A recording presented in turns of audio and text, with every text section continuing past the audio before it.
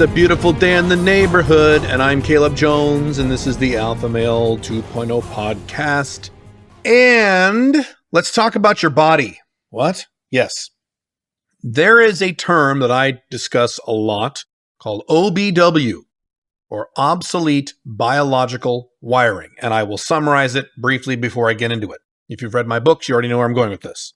We, generally speaking, have the bodies and brains and psychology not of modern-day, high-tech, 21st century evolved humans, but instead of cavemen from 50,000 years ago, 100,000 years ago, with a little loincloth and a little spear, huddled in the cave in the dark, scared of saber-toothed tigers and other tribes and all that stuff, and kind of grunting at each other and using hand signals. That caveman has the same body and brain that you do, and your body and brain were designed to facilitate his lifestyle, not your lifestyle. Why are so many people fat today? Because the caveman body was made to store fat, because the caveman body, i.e. your body, knew that it would go long, long stretches without eating food. That was normal for the caveman. Is that true today? No. Even very, very poor people have an overabundance of high-calorie food. That's why everybody's fat today. Not because people have no self-control, although that's a factor. Not because people have bad genetics, although that's a factor. It's because we have bodies that are vastly outdated to the modern-day era in which we live. Now, here's the trick. You will either be unaware of these, or in some more extreme cases, I see a lot of this on the internet, you will defend these biological needs. So, first of all, you may not be aware of it. So when you are dating a woman as, let's say, an FB or MLTR, you're dating her, but she's not your girlfriend, okay? And maybe you see on her social media she's partying with a bunch of guys or a bunch of friends, and there's some guys in there, right? And you immediately get this surge of jealousy, of concern, right? Like, what? Right? You know what I'm talking about. Don't tell me you don't know what I'm talking about. You know what I'm talking about. You know that feeling. We've all felt it. I haven't felt it in many, many, many years. Decades, in fact, because I was aware of this OBW and cleaned it out of my system. I don't like things that make me unhappy, so I wiped it out. So I don't give a shit now, but I remember those days. I remember being a normal guy, and I remember feeling feelings of jealousy for literally no reason. I mean, if this is your serious girlfriend or wife and she's out partying with a single guy, that would be different. But this is just some random woman you're dating, and you see some random pictures of her with some random guys. They could even be her brothers or her cousins, and you immediately go, ooh, and you get this feeling, a surge of jealousy or anger or whatever it is. That's OBW. That is not coming from anywhere rational. That is not coming from any real concern that is logical and real in the real world. That is purely coming from your outdated biology, your need to feel territorial with women when, back when you were a caveman 100,000 years ago, there was maybe 3 or 4 girls in the tribe of sexual age that you could be attracted to, and it would be pretty hard to get with them because there were so many other guys in the tribe of all ages. So you are well wired to feel jealous, at least in many cases, for literally no reason. And the typical man has no idea this system is going on.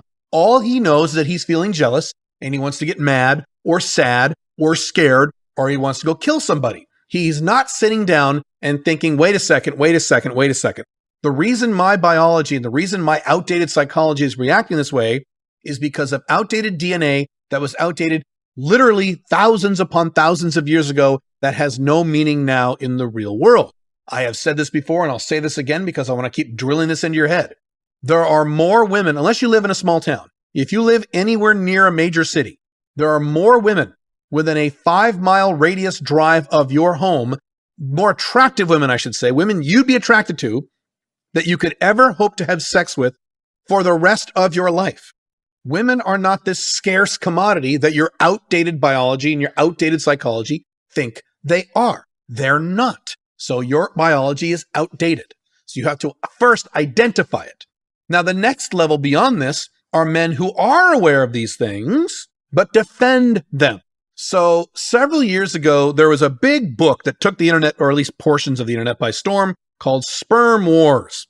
And it talked about how all kinds of things, like how your sperm is designed to fight other sperm because if you ejaculate inside a woman who already had sex with a guy a few days ago and his sperm is still in there, your sperm needs to fight the other sperm and you have this biological imperative to reproduce, and how the penis is shaped like a shovel, and it's also a shovel/vacuum to not only put sperm into a woman, but suction out the other sperm, and how you have this overwhelming need to procreate with women of childbearing age, mid to late teens is the ideal age. And a bunch of guys, now, I don't know if these are scientific facts or not. They probably are. They actually tend to bolster a lot of what I talk about, that human beings are not designed to be long-term sexually monogamous, which is a fact. So I like that aspect of it. The problem is a lot of guys, another book like this is, by the way, is The Selfish Gene. But a lot of guys took this book and books like it, and they still do this, and they defend them. And they say, well, yes, of course you should get jealous because you have a biological imperative to impregnate as many women as you can. And if a woman is pregnant from another guy, she can't get pregnant from you. So that makes perfect sense. Hey, Caleb, you should read Sperm Wars.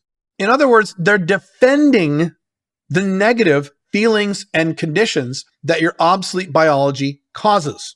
They point at a certain book or a certain article and say, well, yes, the reason men do this and the reason men should do this and the reason men feel these ways and that ways and the reason women feel these ways and that ways is because, according to this book and this article, they're biologically wired to X, Y, and Z, so that therefore it is good. In other words, the body is biologically created to do X, therefore X is good. Here's another example I will talk about a lot. I've had this discussion many times in the past with men about women over the age of 33. And as I've talked about before, ASD increases the older a woman gets, and it spikes out at 33. And so if you go on a first date or second date with a woman over the age of 33, and you try to have sex with her on that first date or second date, sometimes even third date, your odds of success are extremely low. She's going to actually get upset with you because that's, quote, not appropriate. She's a lady. She, quote, doesn't do that anymore. Whereas if she is 24 years old, your odds are pretty damn good because her ASD isn't nearly as high. So what these women will do is that they will go out on dates with beta males and they will screen out alpha males. They will screen in very submissive, obedient, needy betas who make decent incomes, and they'll go on a first date, often a dinner date, and then they'll go on a second date, a dinner date, and then they'll go on a third dinner date, then a fourth dinner date, then and if the guy tries to have sex, she'll say, no, that's not appropriate. All good things come to those who wait, and I'm worth the wait. All kinds of ASD Disney defense mechanisms. And these beta males go, oh, okay. And they'll keep dating her for as long as she lets them. And if these beta males are lucky, and often they aren't, because often by the fourth or fifth date, she's back on Match.com and she's found a different guy. So she dumps the poor schlub and does the same thing over and over again with the next guy on the list. But if the guy's lucky, then they eventually have sex on the fifth or sixth or seventh date after he's promised some kind of exclusivity or some kind of relationship. And as a beta male, he is only too happy to promise these things. So I will talk about how that model sucks. And I've said this in YouTube videos, I've said this in my blogs, you need to have sex first, relationship second. You cannot get into a relationship and then start having sex. That is the opposite of how it's supposed to work. You need sexual compatibility and some sort of sexual connection before you can actually know that this person is someone you want to be in a long-term relationship with. So the model I just listed out, the over 33 woman provider hunter model, is a model that I think sucks. But I will have men now, not women, men, defend that model. They'll say, well, yes, Caleb, that's exactly how she should do it. She is looking for her biological wiring is such that she knows her time to make children is coming to an end soon. So she needs to snag a beta male as fast as she can so that she can have kids or get married before she hits the wall or whatever excuse. Therefore, it is a good thing. Now, here's the problem. When women do this, do they end up in happy long-term relationships or marriages? The answer is no. If you look at the statistics, the answer is a huge no. Women who follow this model, who screen for a boring beta male, when they get that boring beta male, they will, within a few years, usually within 3, get bored with that beta male, dump his dumbass, and then go back on the dating sites and look for a new beta male. They will not have this wonderful Disney fairy tale marriage or relationship that they're seeking in most cases. Yes, there are exceptions, but the exceptions prove the rule. So no, their biological wiring is still wrong. That is not what they want, and that is not what they end up with. Their biological wiring continues to make them unhappy. It is not a condition where just because your body or your brain is designed to do something that made sense 170,000 years ago, it is therefore valid today. It doesn't make any sense. I will have other guys who say things like, well, of course I won't do non-monogamy. Of course I would never do that. If I want a kid, I want to know that kid is mine. Now, what are they doing? They are defending, either they're defending or unaware of OBW, obsolete biological wiring. I have to point out to these men, and it's sad that I have to point out to these men, in the modern era, not back when you were a caveman and this biological wiring was wired into your DNA, but now in the 2020s, you have these really cool things called paternity tests. You can get one at Walgreens for $20. You can even do them before the baby is born. And it tells you exactly if that baby is yours or not. So if it's not, you say, thank you, bitch, goodbye, and you leave. And you go find a better woman. And if it is, you rejoice. It's your kid. You don't have to worry anymore about the parentage of some child a woman has that you've had sex with, like some pioneer back in the, the mid 1700s. You've got to get over your obsolete biological wiring. Obsolete means it's out of date. It serves no purpose anymore. And if you are unaware of it, or worse, are aware of it, but defend it, you are guaranteeing a life of long-term unhappiness. That doesn't mean you'll be unhappy literally every day, but you're going to have regular occurrences of unhappiness because you're following a protocol that made sense a very long time ago that doesn't make any sense anymore. You would never start a business today, and instead of buying a laptop with Windows or Apple OS on it, you wouldn't go down and get an Apple IIe from 1982 to run your goddamn business, would you? That would be insane, wouldn't it? That would be very silly, wouldn't it? If you wanted to go out in the real world today and get laid, you wouldn't buy a dating book from the 1950s. Imagine reading a dating book written in 1952 on how to find a wife and actually doing what that book said today in the era of Twitter and Instagram. You would never do something that stupid, would you? You're being just as stupid when you let your body and your brain operate on autopilot based on systems and protocols that made sense 100,000 years ago when you were Grog the caveman sitting in a cave all by yourself with your little loincloth, clutching your little spear, getting pissed off about the only 2 or 3 teenage girls getting laid by the alpha male of the tribe, or what have you. That is stupid. You've got to understand that your brain and your body is an outdated computer from the 1970s. It's an Atari 2600. It's an Apple IIe. So if happiness is your objective, and as an Alpha Male 2.0, that is our objective, long-term, consistent, masculine happiness, if that's your objective, then when you feel these urges that don't make any sense in the real world, in the 2020s, in the high-tech 21st century, where women are plentiful, instead of just leaning into these feelings and experiencing them and just having them control you autopilot, and certainly instead of defending them because you read an article somewhere that said these feelings are natural and normal, you instead say, this is my outdated operating system. This is my outdated software sending incorrect signals to me, telling me to behave in ways that will make me even more unhappy than they are now.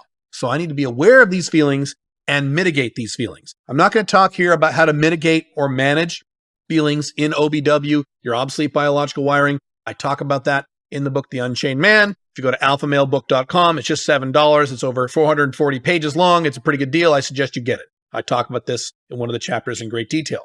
My point is you have to be aware of the fact that this is happening, and this will make you unhappy, and there is no justification of it. Now, this brings up another topic.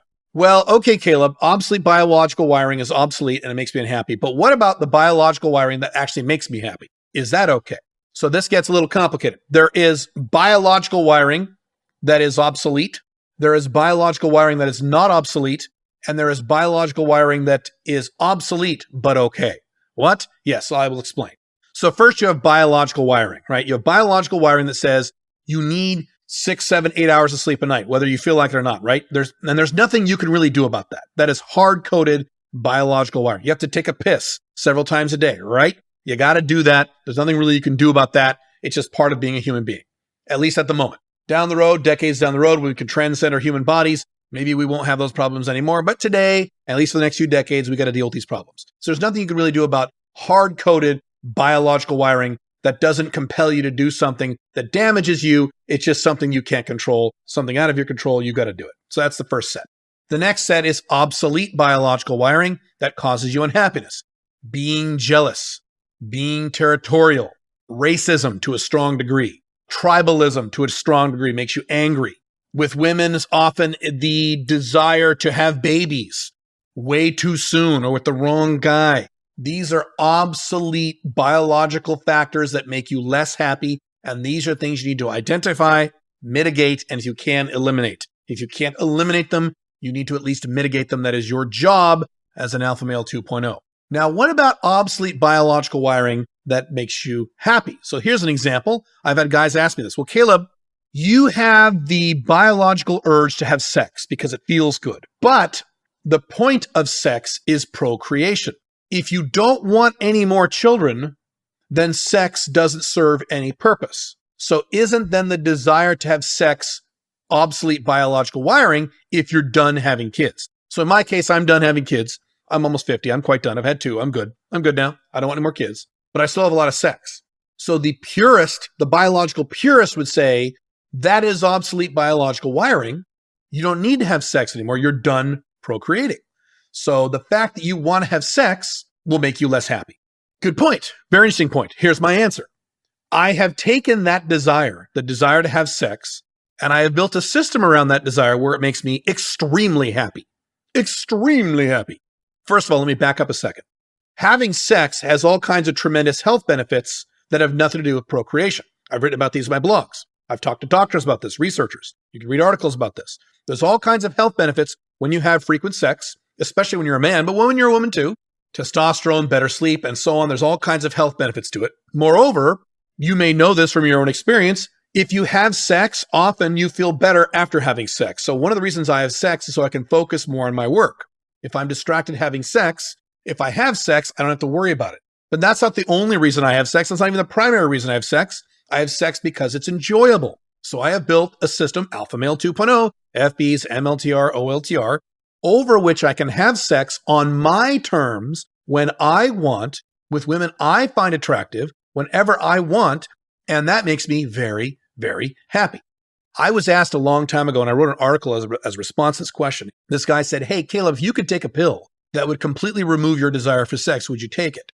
And my answer, it was a complicated answer. You can read that article if you want, but my answer was no, because having sex brings me tremendous pleasure. Now, it brings me pleasure because I took the time and effort to build a system around having sex, unlike 99% of men who just go out and have sex willy-nilly. What does the typical guy do? He's horny, so he goes out and has sex, then he gets one-itis, then he falls in love, then he gets monogamous, then she dumps him, then he cries, then he goes back and has some more sex, right? And he repeats the same process over and over again, then he gets divorced, on and on and on. Alpha Male 2.0, you don't have any of these problems. If the women leave, 94% come back. If they break up, you don't care. If you get divorced, you do lose nothing because you're in an OLTR marriage, and on and on and on. So I have a system in place now in my life. It's a system I've had for many, many, many years now. It's kind of an autopilot at this point, where I have sex whenever I want, and it makes me very, very happy, even though there is no reproductive imperative behind the reasons I have sex. I have sex because I feel better after sex, there are health benefits to sex, and I find sex highly enjoyable. So I've built a system around that OBW, if that makes sense. I don't just justify the OBW. I don't just blindly react to the OBW. That is an area where I have managed the OBW. By the way, one more aspect of this. Another negative reaction that you can have to this OBW stuff is the traditional right-wing, traditional religious conservative who says, well, you want to have sex, but that's wrong. That's evil. That's sinful. You shouldn't want that. There's something wrong with you.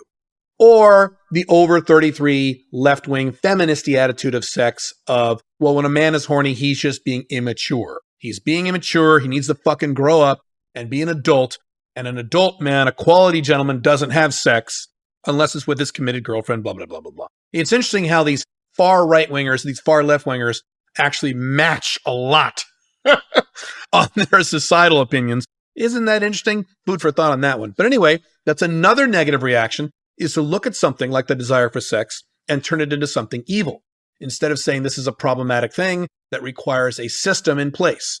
Now, if you can't place a system around your sex, then yes, it might be a good idea to take that pill, that mythical pill that takes away your sexual desire. Fine. I would much rather you figure out how to take your sex life and plug it into a system like Alpha Male 2.0, where you're going to be happy instead of pissed off all the time, or reactive all the time, or have all kinds of chaos in your life. None of which is a problem for the Alpha Male 2.0. If you need more help with this part of your life, join smic.com. There is a free training webinar there. You can watch that if you want. That is also my coaching and podcast program. You are more than welcome. I will see you very, very soon. Bye.